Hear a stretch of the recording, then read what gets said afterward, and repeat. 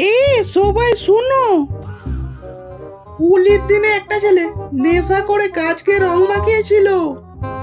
আরে শালা, ওটা তো আমিই ছিলাম। মনে হয় তার গার্লফ্রেন্ড নেই মনে হয়।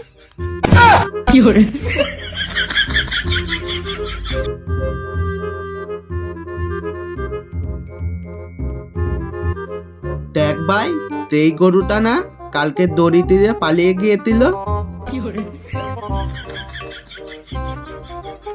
যেথায় যাচ্ছি যে পারছে অপমান করছে। তোকে শালা পরে দেখে নেবো, দাঁড়া।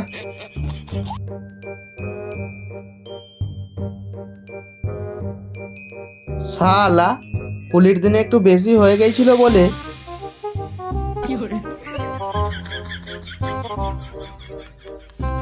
একটা চ্যাংনা রং মাখিয়ে পালিয়ে গেছে। এবার কি করব?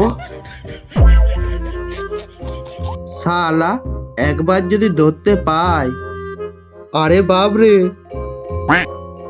এমন মারবো গালে শালা যেন পড়ে যায় খালে।